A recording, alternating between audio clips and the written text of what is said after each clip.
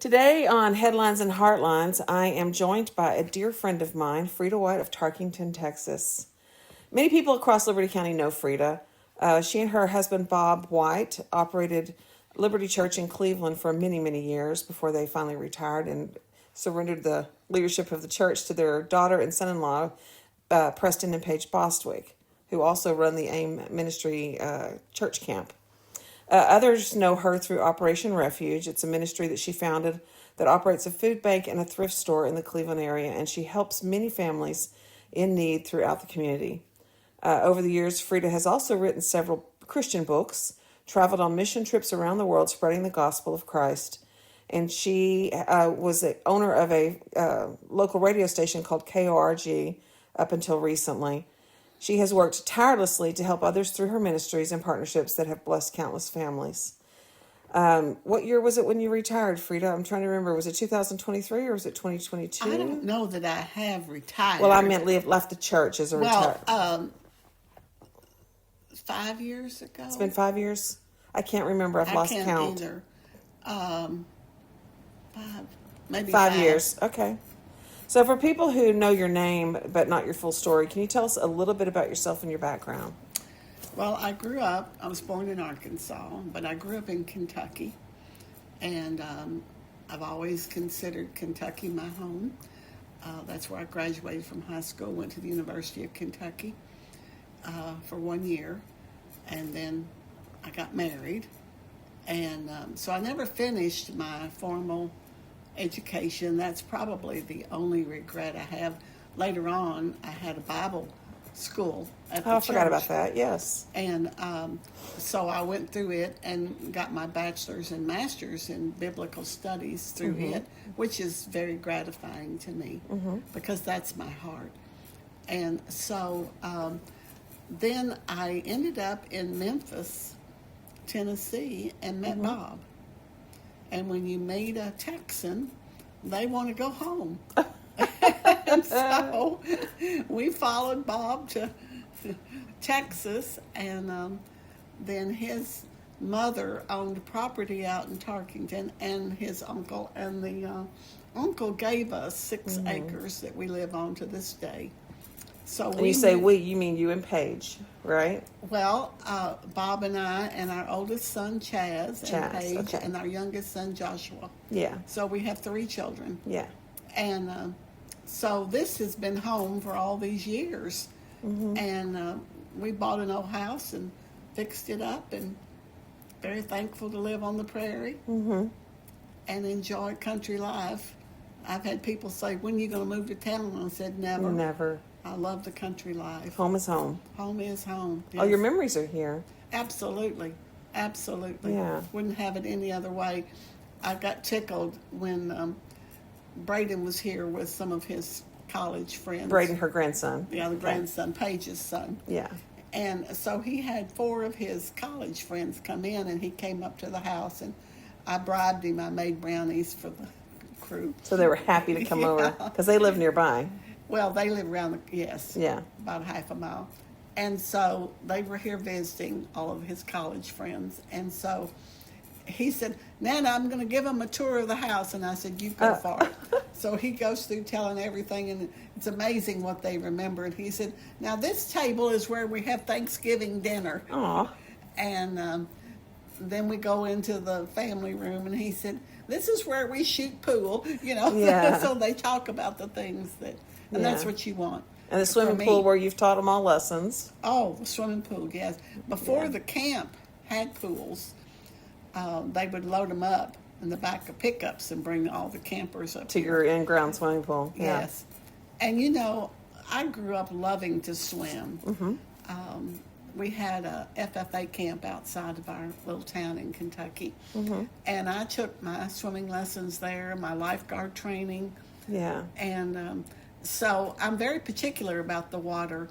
Even when we built that pool, after my mom died, I took my inheritance that I got from her, and Bob thought we would buy a rent house. And I said, oh, no. You wanted a pool. I said, no, I'm going to have a pool, and I want an in-ground pool. I want a real pool. I want a pool that I can do laps in. Yeah.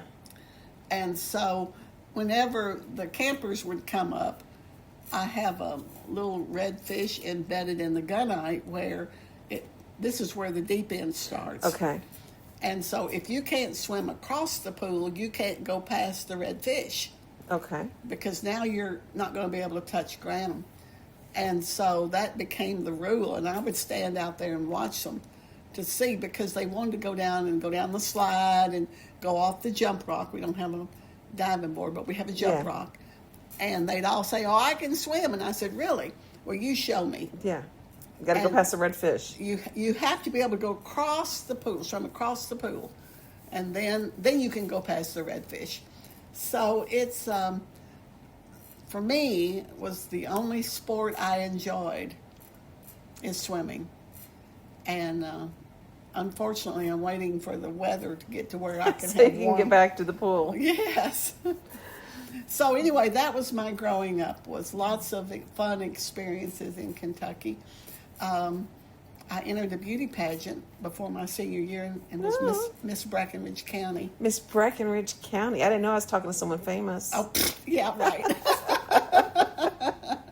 That was such a lark, because there's a group of us girls, and we just we're just going to enter it. Mm-hmm. And who would know such a thing? Mm-hmm. I mean, I still have my trophy and my pictures. That's funny. Yeah, but it was, to me, God's favor. How He just does things. Yeah.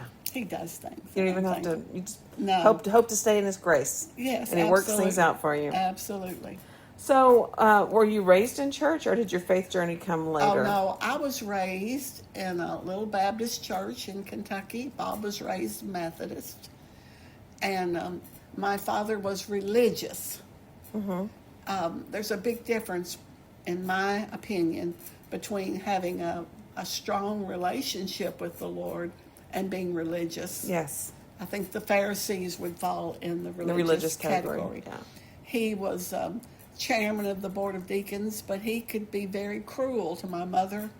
And I had 3 siblings, and so I witnessed lots of violence, family violence. But back in that day, you didn't say anything. And it just grieved my heart that how you could be so pious at church and then beat the hell out of everybody at home. Mm-hmm. And so I have a real heart for those that have been mistreated. And I can spot a religious person a mile away because I grew up in it. My husband was raised by a Baptist preacher. It was his dad. Yeah, and he didn't always get the best role model at home. Yeah, and so it's, that's tough. But I always loved the Lord. I love to read. Mm-hmm. And in my home, there are bookshelves filled with books because we didn't have the luxury of having books. And so I learned to memorize scripture as a young girl. I was very active, and there was an organization they called Girls Auxiliary GA in our Baptist church. And so I memorized scripture, and I went up every step they had. And so the only books we had in the Bible were the Bible and a set of encyclopedia. And so I would go to the library every week once I learned how to ride my bicycle there, and my mom would let me because we lived in town. And it was safer back then to let your kid ride to the library. Oh, my goodness, yes. And so I would load up my little basket on my bicycle with books. Mm-hmm. And at first, the librarian would only let me have 3. And she said, "And you cannot read all those." I said, "Yes, ma'am, I can." So when I came back, she would quiz me what was in the book. And I would tell her, and she said, "Frieda, you can take as many books as you want." Oh, she was just and so for me, I thought you were wealthy if you had books in your home. Yeah. So now I'm wealthy because I have books. How many books do you think you own? Oh, probably 1,000. 1,000 books. I mean, we're sitting here in the living area, and I have one whole bookcase that's fiction and one whole bookcase that's biographies right here. And that's just 2 of several. Well, in a little bit, we're going to talk about your getting into writing, okay? Right. Do you remember a specific moment when your relationship with God became real and personal? Yes. I was 9 years old. And I can tell you I was on the third pew at our little Baptist church. And I guess we were having special services, and I felt like I need to get right with the Lord. And so I went down and gave my heart to the Lord. And from that moment on, I believe I was marked by God. Yeah. And I believe every person, there's a void on the inside that only God can fill. And you can God-sized fill hole. I'm sorry. A God-sized hole. Yes, it is. And you either let the Lord minister to you or you try to fill it with all kinds of crazy things. And those never fill it. Never. They don't. Never. They're empty. Never. And so those things marked me. And I'll tell you, another person that marked me was my home economics teacher. Mm-hmm. Her name was Jane Thompson. We called her Miss Jane. And she taught me how to cook things, how to do things in the home. And I was very active. They had a called Future Homemakers of America. Oh, yes. It still existed when I was in school, too.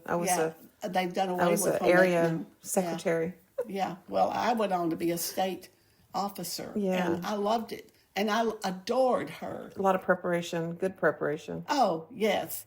And so she really marked my life by her no nonsense. And I think she realized what I was going through. Mm-hmm. I look back, how could you not notice the bruises on a child? Mm. How could you not notice what was going on? Yeah.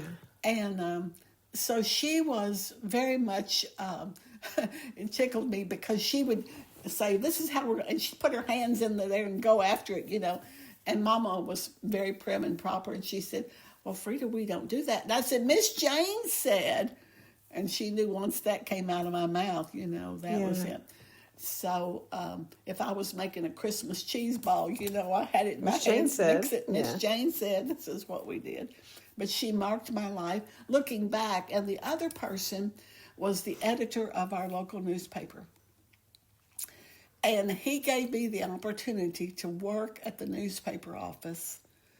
And so I became a sports editor at our high school. Oh, I covered all of the sporting events. And he took me under his wing. And so I started not only doing that, but feature articles. And it got to where I had my own byline, which was a big deal. I had my Kentucky press pass, which was huge.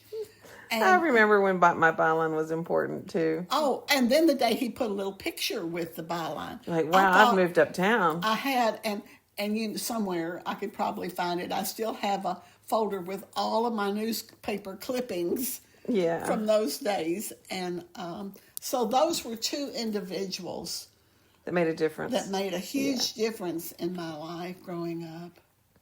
So when you were young, did you imagine your life would involve the ministry? No. Never. Okay. Never entered my little pea brain. How did you and Bob meet? Well, I was working. He had graduated from A&M, Texas A&M, and had a job working for the Firestone. I whether it was Firestone or B.F. Goodrich because he worked for both in Memphis. And I was working for the food stamp office. And so we both had mutual friends, and they set us up on a blind date. And so my first husband had died in a scuba diving accident. Yeah. He drowned, right? I'm sorry. He drowned. He drowned. Okay. Yeah. And so I had two small children, and so I was working to make a difference for my family. And so I think it's ironic that all those years ago in the 70s, late 60s, I was selling food stamps, interviewing clients to get food stamps, and then I end up having a food pantry. You know how your life just goes in a circle sometimes. Yeah. So we met and got married, and then we ended up, he was offered a position to run a B.F. Goodrich tire store in El Dorado, Arkansas. And so we left Memphis and moved to El Dorado. And while we were there, he felt like the Lord called him to preach. And so I just, that was my husband. And so we just okay. And so his parents wanted him to go to Perkins or, be ordained as a Methodist preacher. And he said, no, I want to do an independent, interdenominational. And so that's what we did. And I just came along, and because I love to study the Bible and had all my life, Mother said that I wore out my Edgemeier Bible storybook. You just liked it so much. I liked it so much that the pages fell out. Yeah. And so for me, it was just kind of following along with Bob, doing whatever I could help him do. We began downtown where there's an empty lot next to Dan's guitar store, right on close to the corner.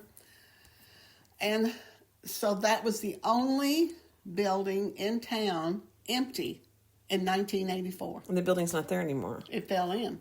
So it was a dump. Yeah. I mean, really bad. But it was the only building that we could get that was empty.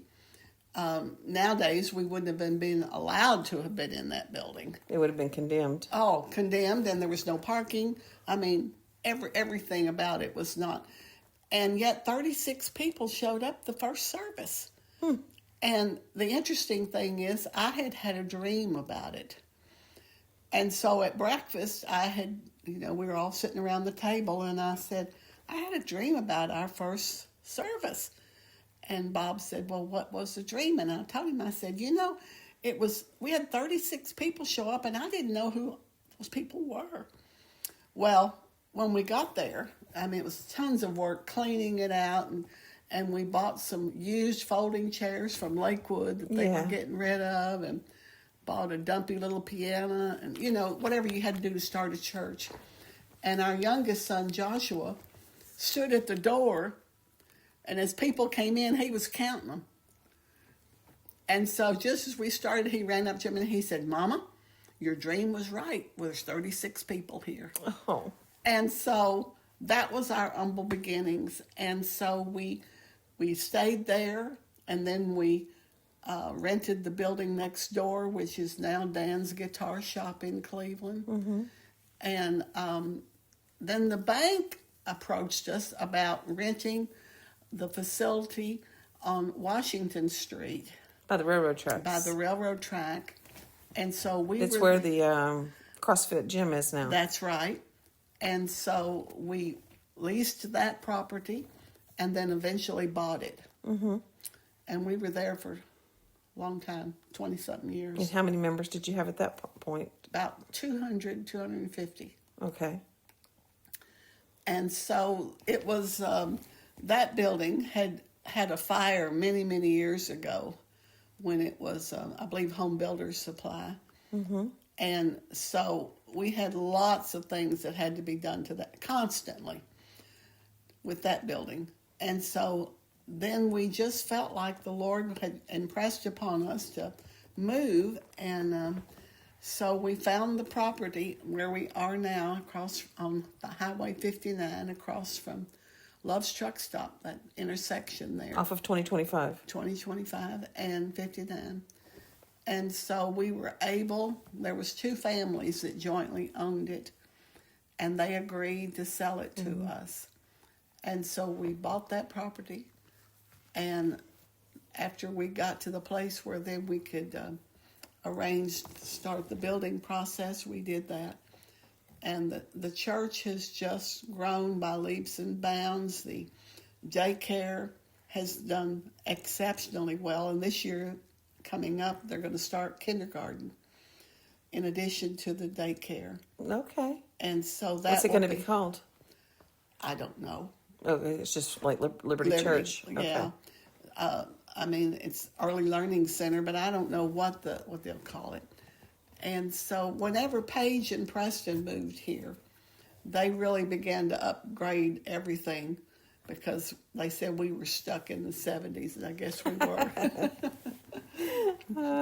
So how many church members does Liberty Church have today? Well, we average close to 600. That's amazing. Oh, it's only God. You're almost at capacity then. Well, we have 2 services on Okay, Sunday. that's the reason you're able to do it. Oh, yeah. Okay. And we have had to bring in a portable buildings, and then we have had to do away with the gym and completely rebuild it to put in more classrooms. You know, you can have room in the sanctuary for the adults. But years ago, we had the children not be with their parents and then dismissed to the children. Like have Sunday school. Yeah, no, they went the children's ministry. Okay. Yeah, and so they call it Kids City and Kids Town. You know, all these names, but age appropriate where they're learning on their age level. So you had freed up room in the sanctuary, but my goodness, the classrooms were just packed like sardines. Yeah. So we had to build out The gym. So the gym ceased to exist, and I think it'll be done by the end of the summer. I know the elevator was being installed because it's 2-story. Do y'all have room for expansion there on that property? Well, we do. The problem is the city years ago made us put in drainage. It's like we're a moat all the way around the property. Okay. And then different ones from the city would say, well, why do you have that? Because you made us do it. You know, there's changes up, and then nobody remembers who did what. And why. And why. It makes no reason. But the church owns property in addition to the where the campus sits across. But there's a road that divides it. Yes. Yeah, I think y'all tried to get that road closed at one point. We did, and they didn't want to do it. But that would have helped us because then we could have been used safer. Well, there's a lot of reasons. Because people come around that curve coming from Cold Springs, and they just fly along knowing they're going to have to stop at the light. They don't care.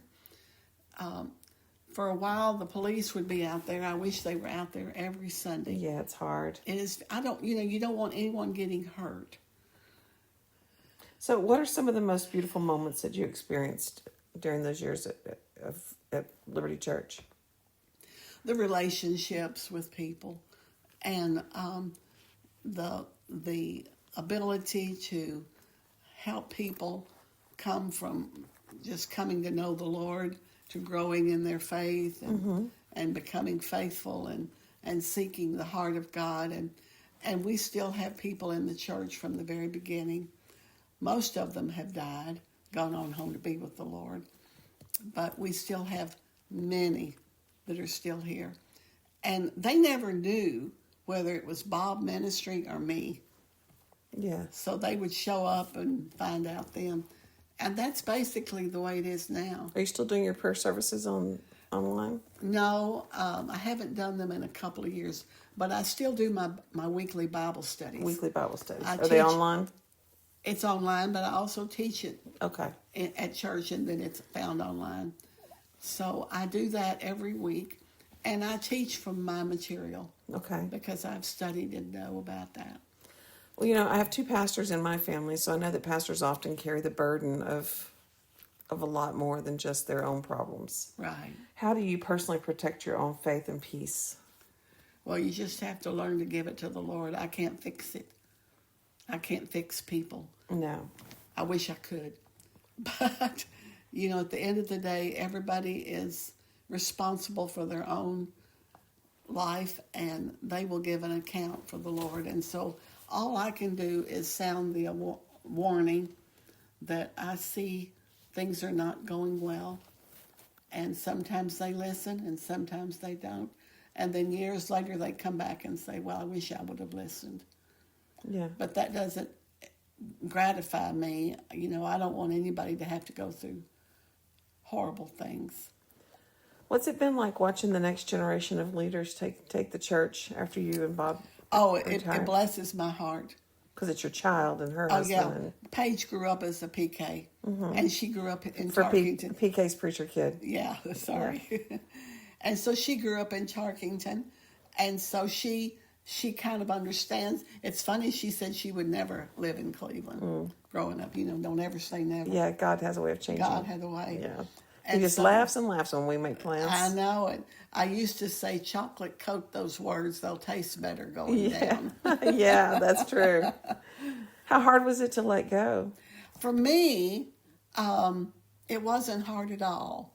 For Bob, was it hard? I think it was. But, we're both getting up in age. He's 81, and I'll be 79, God willing, in August.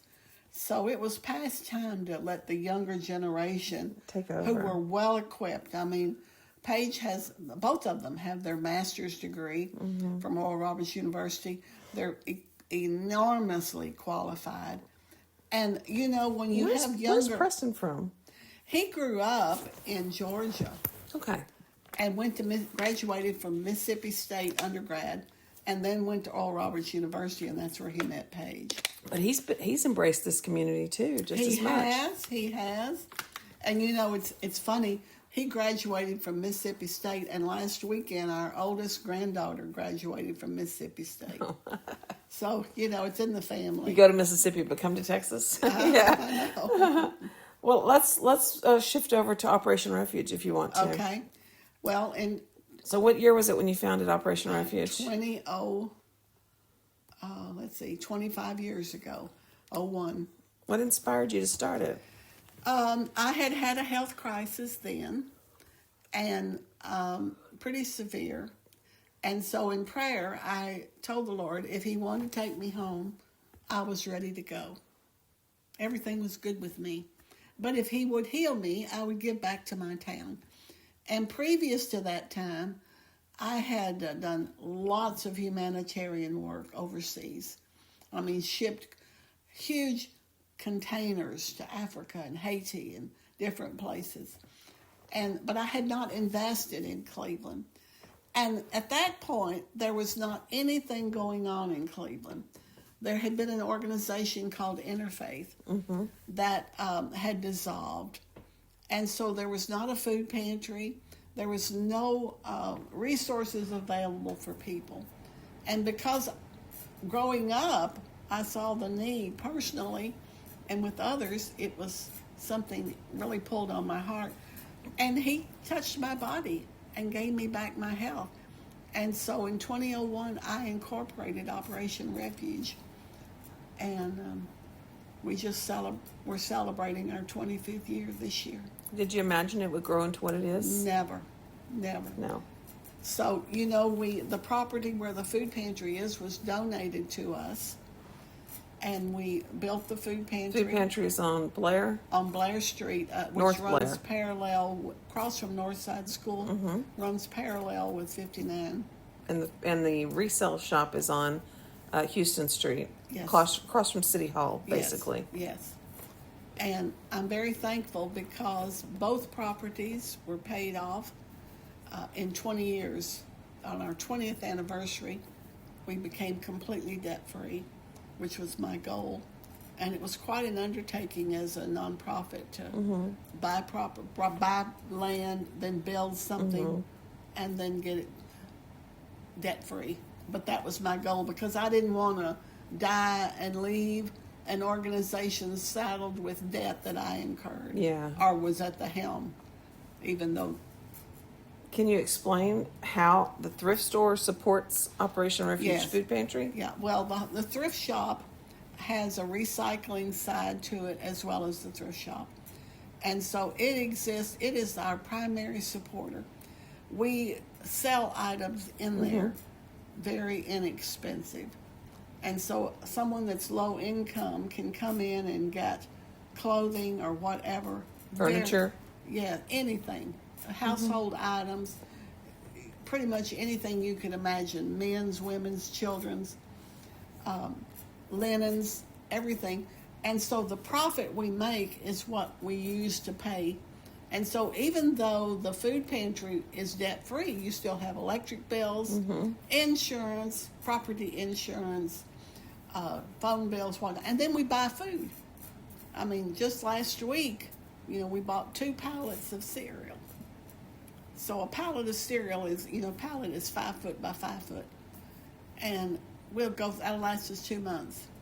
With all the food distributions? Oh, yes. So when we started out, we would have maybe 10 to 12 families come in a day.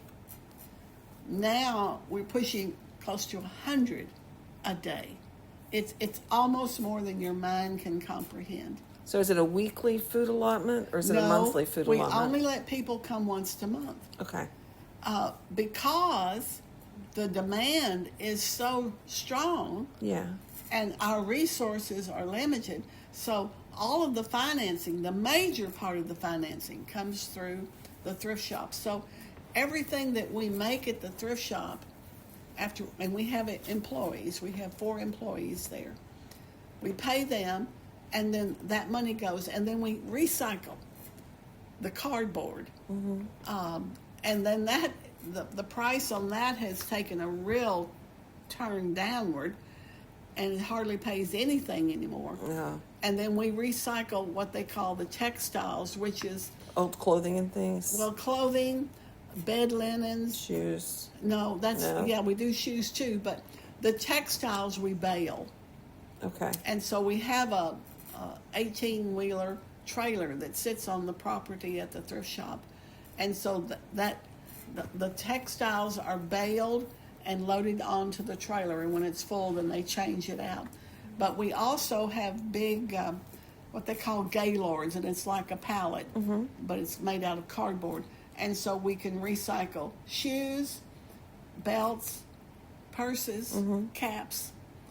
And so those go down to Houston, and then they end up being sold in third world By the countries. pound. Yeah. Yes.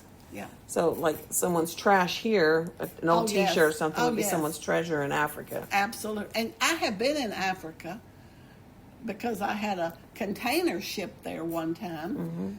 And so I went with my host to the dock to pick it up. And I saw, not having any idea that later on I'd be involved on the other end, I saw them offloading huge bales of clothes tied up with wire. Yeah. And so I saw that, and what those bales, they would sell those to what I called the street mamas. Yeah. And she would give them out, and they would go everywhere selling those clothes. And the people were glad to get them because it was name brand things Right. for little of nothing. Not You knowing might see a that- Dallas Cowboys T-shirt over there or something. Oh, yeah. They wouldn't even assume to be embarrassed about wearing the Dallas Cowboys T-shirt, would they? No.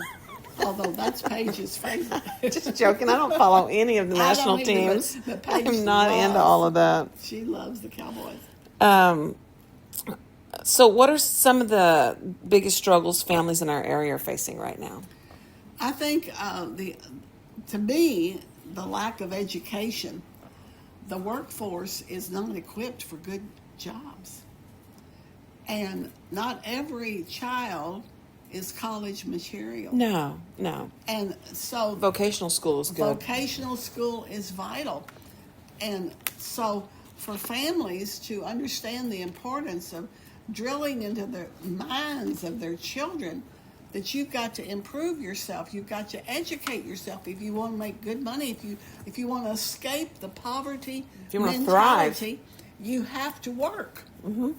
And I know finding someone to work even at the thrift shop has been a job. Yeah. They I'm not wanted sure a to- lot of the younger generation knows how to work. Oh, heavens no.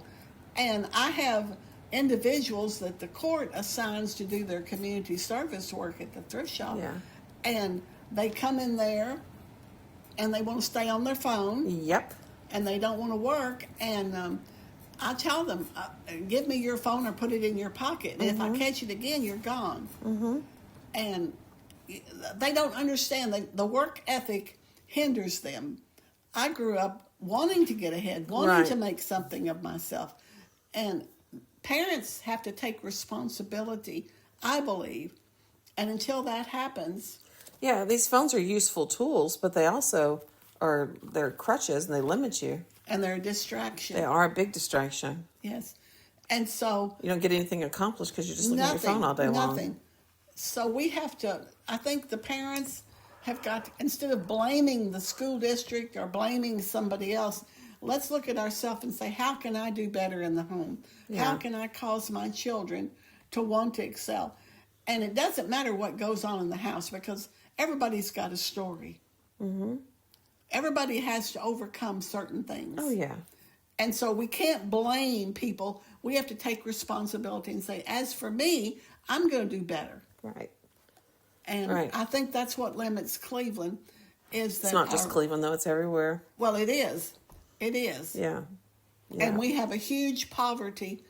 I remember when I built Operation Refuge, starting at the beginning, I wrote many grants. And one of the grants, I had to include the geographical data. And at that time, the census data, now we're going back, 25 years, but 50% of the population in Cleveland was below the federal guidelines of poverty.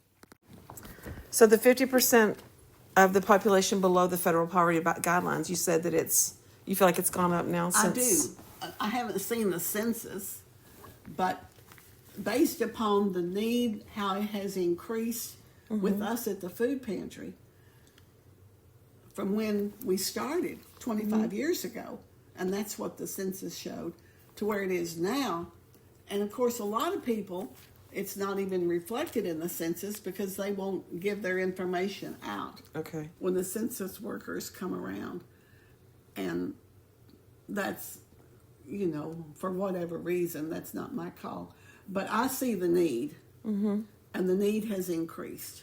And you said we had a little bit of a glitch, so we lost a little bit, but you were saying that a lot of the people that you're seeing coming in for assistance are from Central America.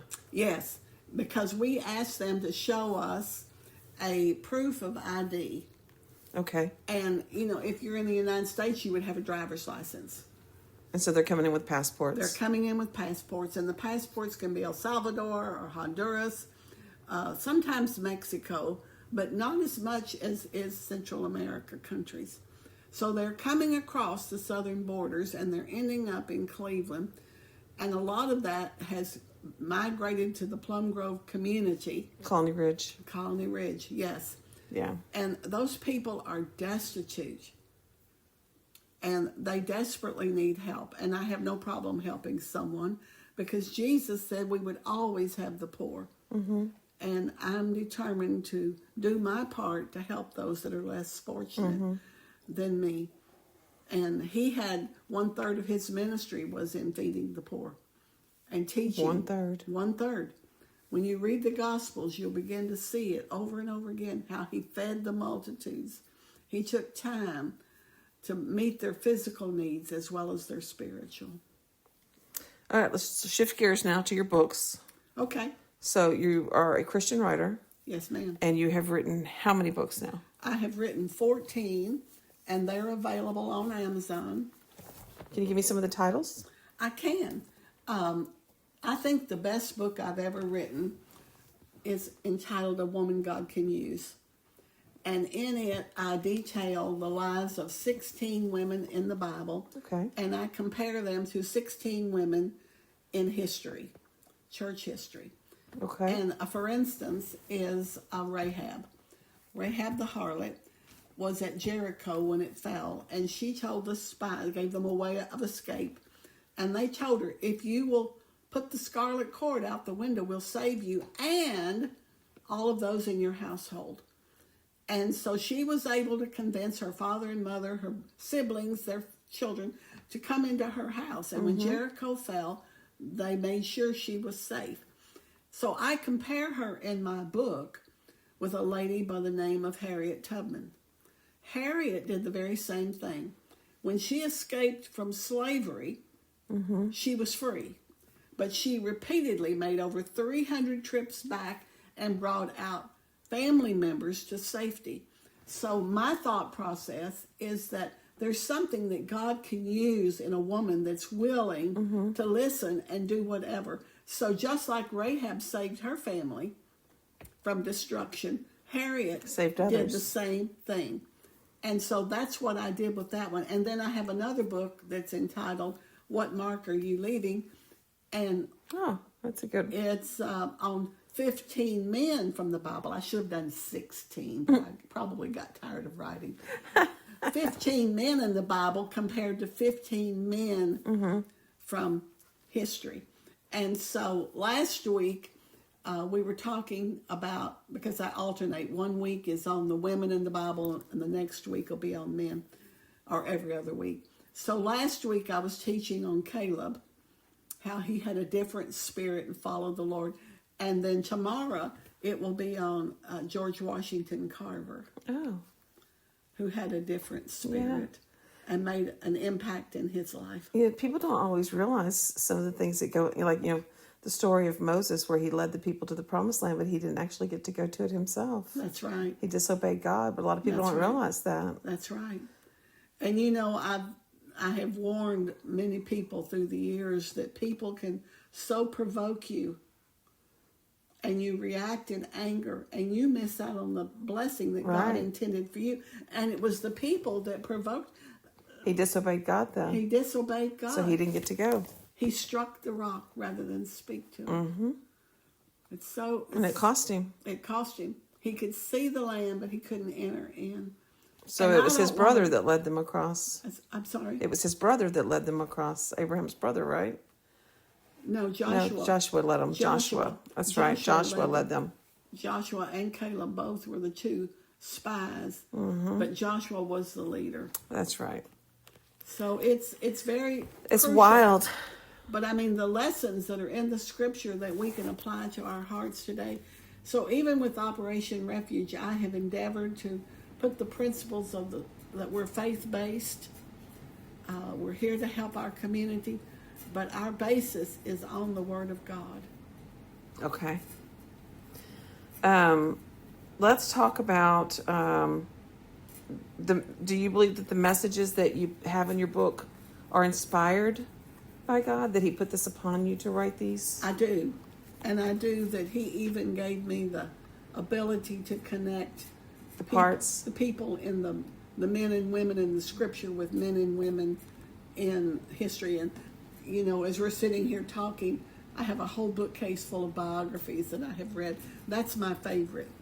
We were talking the other day at an event about what is your favorite book. I don't really have a favorite book. I have some favorite authors. Yeah, I get it. I have focused on studying and learning from others where I don't make the same dumb mistakes. Lord help me. Frieda thought it was interesting that my favorite book is called On Writing Well by William Zinsser.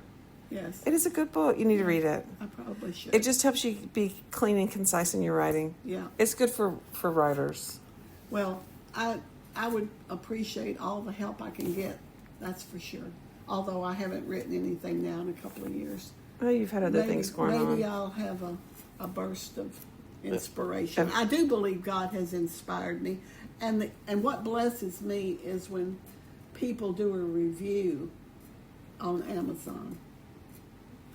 That book of... Have all the reviews been pretty kind? most of them. Yeah. I have written one biography, which was of a woman that an evangelist I knew, Vicki Jameson Peterson. And I think there was one review that didn't appreciate what I had to say. Oh, okay. And I thought, well, God bless you. I have the research and I have the documentation to back and footnoted every little thing. But, she had a personal vendetta. But on the flip side of that, there's a lady from England that wrote a wonderful review. And I thought, and I don't know her. I ministered 6 or 7 times in England, but I didn't know her. Somehow she found that book and wrote a review. And so she was speaking at a conference in California last month. And when I saw her name, I thought, I want to meet her. Why? Because she wrote a review on my book. And so Paige said, Mother, if you want to go, I'll go with you. And then another pastor friend from down in Mont Bellevue, Sandy Trice, and her friend went with us. So Paige was driving Miss Daisy, these 3 elderly women. And so when I'm sure she didn't mind. Wendy said, I am so glad to meet you. I cannot tell you how many copies of your book I have given to other people. Oh, that's wonderful. That blessed my heart. Here's someone that I did not know that somehow found my book. And thought enough of it to share it with others. Share it with others, wrote a wonderful review. And I thought, only God can do that. Because here I am, a little country girl outside of Cleveland. But God. Yeah. But God. Yeah. So let's talk a little bit about your mission trips, because you've done a lot of those. I have. How many mission trips have you done? I have ministered in 14 nations. Oh, goodness. And many of them, many times, like in the UK, probably 6 or 7 times. I'd have to go back through my planners and write them. Many conferences, many times in Africa, 5 different nations in Africa, multiple times in each nation. Many times taking humanitarian supplies in. I have some books I could show you where, I took a lot of my pictures and made a book out of them. That's where I can kind of categorize it together. But those were blessed times, and I cherish that time that God allowed me to do that, and He gave me favor, and it blesses me when occasionally I hear from somebody from years back. Yeah. One of the nations was Sierra Leone, and when I was there, I was doing a leadership conference. And one of the women that was there, her husband was in the government, and they had just come out of a horrible war with Liberia. Oh. It was awful. And so she invited, Fern, our church secretary, was with me, and she invited us to go to her house for a luncheon. I said, oh, I'd love to. She said, I have a swimming pool. And I said, wonderful. Yes, I'll be there. And so we went, and after we got through swimming, her husband came from the State House to meet me. And he said, I want that white woman, not my name White, but I was white, because they were all obviously black people. Yeah. And to pray for me. And so because I had been swimming, my hair was wet, I thought, oh, Lord, have mercy. He didn't care. I didn't either. If you want prayer, I'm happy, honored to pray for you. And so years later, she sent me an email, found me, and said, I've given out some of your books and I want copies. And I kept it because I thought, I don't know, it'd been 16, 20 years later. It still matters. From somebody and they're saying, I want that material. I've given it out. I don't have it anymore. That blesses me. I could see that. So what have you learned from people in other countries about faith and resilience? Well, those that are the happiest are those that have the least. I would see women at one conference I'm thinking of that I spoke at the University of Accra in Ghana. They would walk for miles to come to the conference. And they would have I called it a little baby wreath. It was like a big scarf. And they would tie their baby. Yeah. And the baby sits right here in the small of your back, little feet sticking out, little head. And then on the top of their head would be a big wash tub filled with all of the things they would need. And at this conference, there was a hard journey. Oh, for miles to come to this conference. And when they got there, at this particular one, there was 3,000 women there. And there was probably 100 women with their babies. I never heard one of them, those babies, cry or whimper. And what they would do is when the baby got a little bit upset, they would just stand up and start to shuffle. And then another woman would get the baby and let the mama have a break, and she'd tie the baby on her back and the babies were content. Not only did they bond to their mothers, but they felt secure at all times. And there was never the disruption in the services. And they loved being there. And I treasure those moments. Treasure them. I could see that. When was the last trip that you took? Let me think. Well, the last Africa trip was South Africa in 2014. Yeah. So, because of Operation Refuge, the demands on it, my traveling overseas began to diminish because we were building. Yeah. And you only have enough time for certain things. That's right. So you've seen the persecution that's gone on of Christians in Africa. How does that trouble you? It's very troubling. I've ministered in Nigeria. And you know, the Nigerian Christians are the most respectful, kind people on the face of the earth. I remember one time preaching in Nigeria, and as soon as I got out of the car, all I had was my Bible in my hand. And this young woman ran to me and curtsied. And it startled me. She said, and they would call you Mama as a term of respect. Yes. And say, Mama, please, may I carry your Bible? And I said, that's okay. She said, no, please, Mama, may I please carry your Bible? And she wouldn't quit till I gave her my Bible to carry. Oh. And, you know, that kind of respect, we don't even understand. And they live in horrid. I mean, now it is awful, the Christians that are being persecuted. Killed. Oh, yeah, whole congregations killed. But they still stay true to their faith. Oh, yes. They're very strong. I've been there and watched when Americans came in with espousing something besides the gospel, and they were incensed that they showed up. Good. Oh, very strong. They have a phrase they would say: "Are you a God-fearing woman? Are you a God-fearing man?" Yes, I am. Oh, but I mean that's what they would say. Yeah. Do you think that Americans sometimes take their spirituality for granted? Absolutely. We're not. I mean, we may be persecuted in some ways, but not even nothing like that. a fraction of how much they're persecuted in other right. places. That's right. And thank God in the UK they're beginning to wake up a little bit. Yeah. I mean, they just had a march of thousands. I saw millions. In London. The one by Tommy Robinson. Is that the one you're talking about? The Unite. What is it called? Unite. It's the one where Tommy Robinson is the one that's leading it, and they're marching through the streets. Yes. Yeah. Well, I have some of my friends that are still there.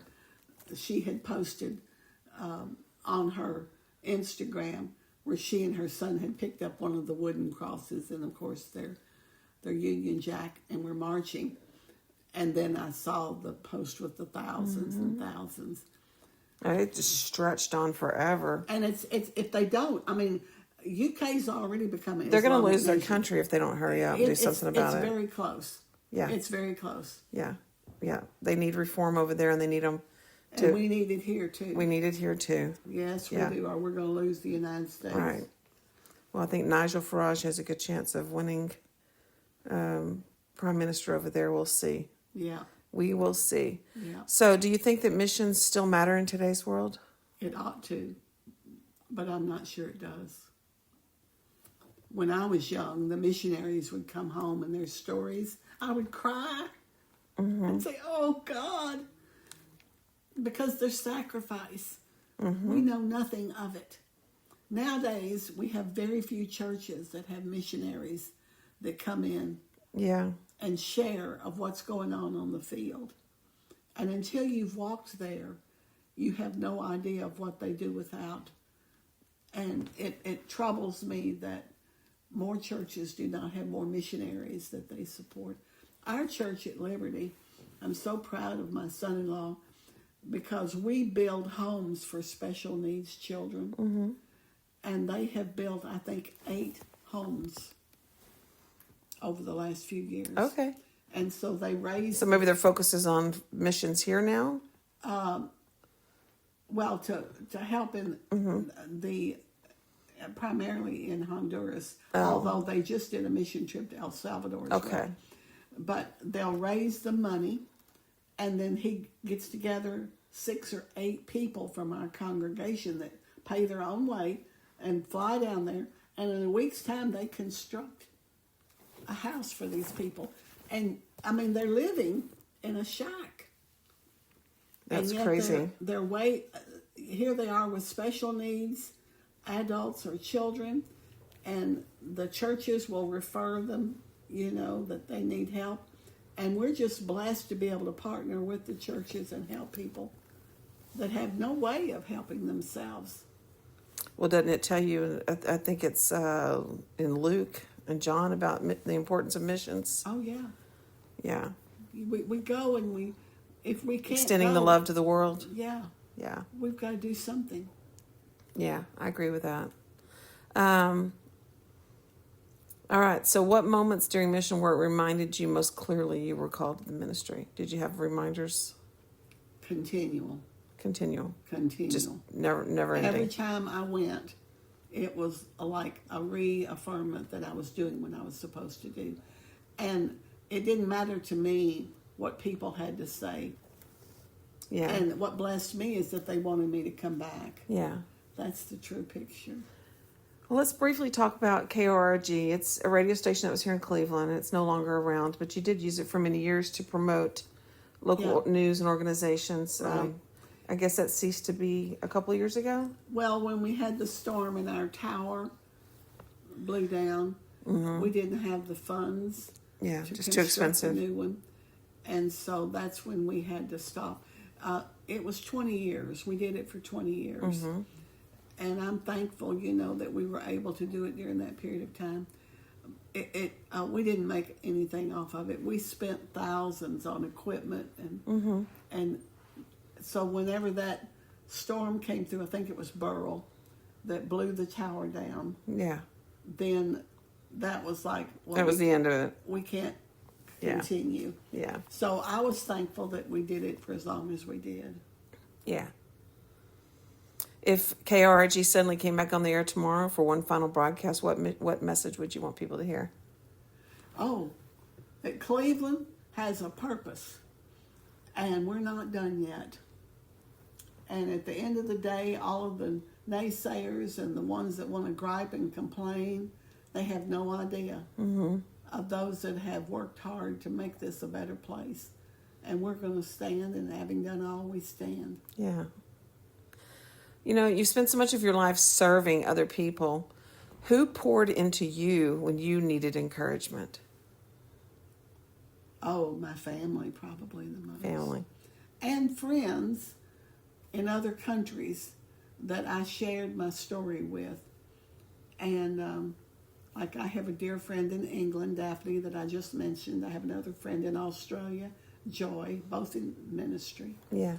And we stay connected on social media. And so whenever I'm having a difficult time, invariably one of them will send me a message. What's going on with you, Frieda? How can I pray for you? Yeah. That blesses me. I love it when people want to pray for me. I'm like, please. Please do. Please do. I pray for people too. That's right. I prayed for my grandson the other day. He was going out to look for a job, and I'm like, pray about it. Yeah. I believe that. I believe I live in God's grace, and I hope to never fall out of His grace. Yeah. He orders the steps of the righteous.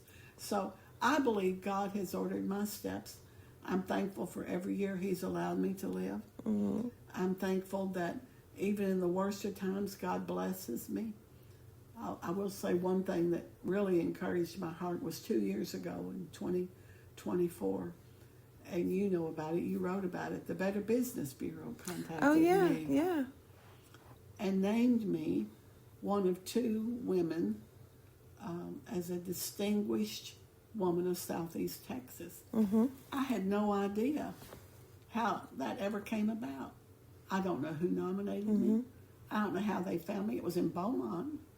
But you also were a woman of honor for the Cleveland Chamber, too. For the Cleveland Chamber. That's right. And that was in that same year. Yeah. And you've won other awards from the Chamber. Like, I think you've won nonprofit or something, or... Yeah, well, years ago, I was named Citizen of the Year. Yeah. I believe that was in 2001. Yeah. And so, shortly after I started Operation Refuge. But that one, because it was at a difficult time, when I got that phone call from Beaumont, from the Better Business Bureau, that really encouraged my heart. And Paige went with me, and Dr. Davis went with me to Beaumont to receive the award. And when we got there, I was blown away how big a deal that was. And then they had women of honor as well, but then they had the 2 that were distinguished women. And the other lady was a judge from over in Jasper. You're like, I'm just from little bitty Cleveland, Texas. Yeah, I'm thinking, my grandpa raised cotton, and I would say, I was walking in high cotton. High cotton. Yeah, tall cotton. So does retirement really exist for people with servants' hearts? I don't think so. So you're not going to really retire, ever? Well, I do what I can do, And most of the time, I just work the phone. Yeah. There's a need, and I say, okay, this is what we'll do. And I make some phone calls. And like the other day, Christine Swaney runs our food pantry, and she sent me a text and said, we're out of cereal. Oh. I said, no problem. So you manage those kind of things. Yeah, that's what I do. Yeah. So what keeps you hopeful when the world feels heavy? That the Lord is in control. Yeah. He He has told us not to be afraid. That's right. And He has not left us. And He still has something for us to do. As long as we have breath, we need to be busy doing whatever we can do, not for what pleases me, but what will please Him. I think do not fear or do not be afraid is probably the most uttered phrase Yeah. in the entire Bible. That's right. I can't remember exactly how many times it's in there. Fear not. Fear not. Yeah. Enough for every day of the year. He has it all in control. That's right. So we choose to trust the Lord in spite of the crud that goes on around us. So what burdens your heart most these days? Apathy. Oh. People that just don't care. They don't care. They live with no concept of what God wants them to do. They just waste their days. I have a problem with people that whine and waste. Mm-hmm. Obviously, with the thrift shop, we Yeah, take leftovers. a lot. Yeah. We do. But I don't have much tolerance for someone that just whines about a problem. If you see something wrong, Fix it. ask the Lord to give you wisdom, and then He'll give you what you need to do to help fix it. Yeah. Don't just define the problem, solve the thing. Or don't stay in your own problems. That's right. Get out of them. Get out of them. And we've talked about that, and that requires work. Yeah. I don't remember who said it, but it said, opportunities come dressed in overalls, and it requires hard work. Mm-hmm. People don't want to put the hard work. They want someone else to give them.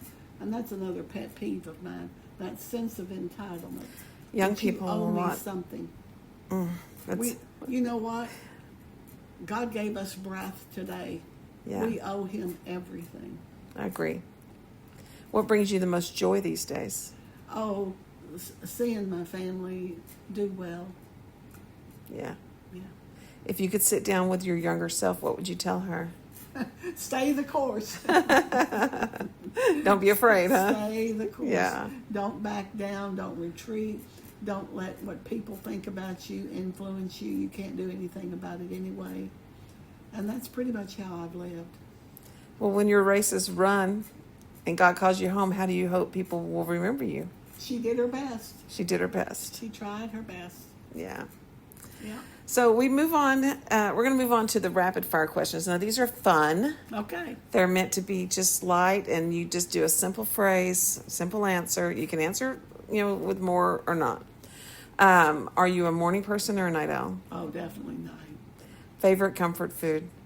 Chocolate. Chocolate. Favorite hymn? Oh. I have to think about that for a minute. It is well with my soul.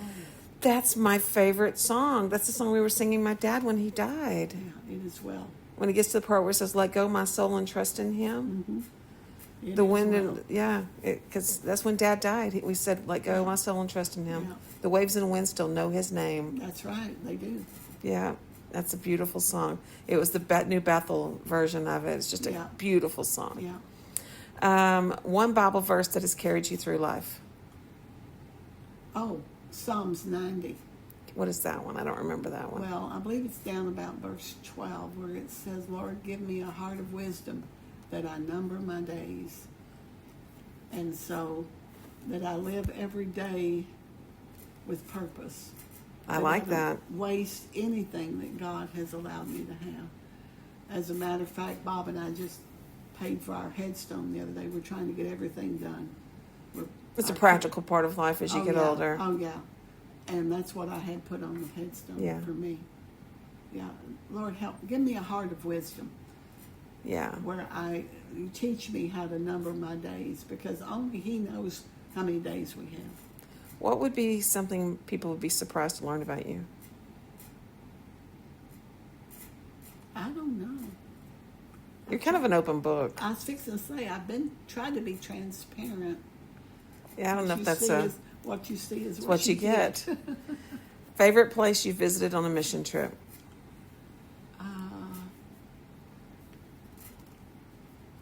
Well, it wasn't a mission trip, but my favorite place to visit is Israel. Okay. I've been there 4 times. That is a great one. And I led a tour group there in 2023. I had 25 that I took. I think I would probably walk through Israel crying a lot because I'd be following the steps of Christ in some places. It is. You immediately feel like you have come home. See, that's the way that I described heaven. You start feeling homesick for heaven. It's like Israel is a place like no other on the face of the earth. Yeah. And under constant pressure. My friend Daphne takes groups into Israel to minister to the Jewish people, and especially after the October massacre and those families.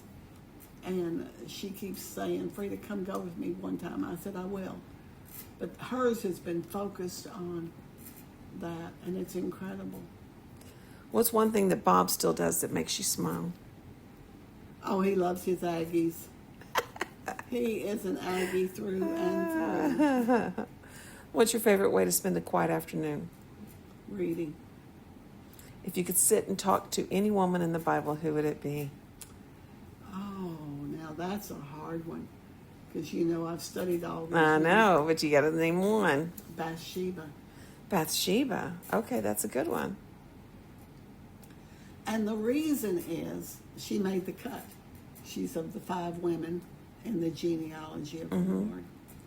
And she bore 2 sons that influenced, I think, by Nathan the prophet, because one of her sons was named Nathan. Yeah. So everybody knows about Solomon. Yeah.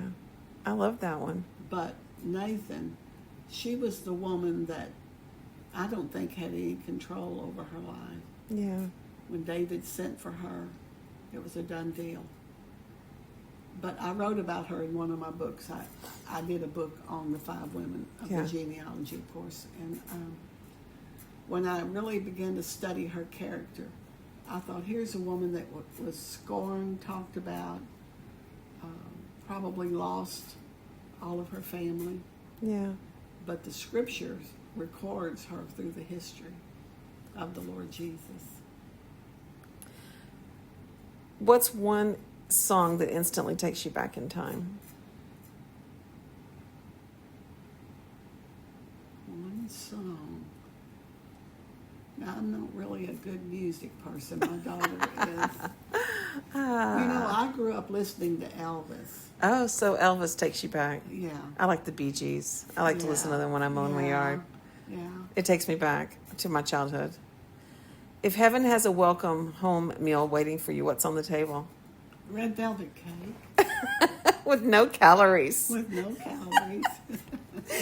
Oh, what's one thing the world needs more of right now? The world needs more of is understanding, that we understand one another, then we can be in peace and love. Yeah. When we understand what somebody's walked through, then we can extend peace to them. And we can love them where they are. Frieda, I hope you've enjoyed this as much as I have. I think it's been a pretty meaningful conversation for our listeners. Well, you're a delight. Oh, well, we've been friends a long time. We have. You remind me of my mother. Oh.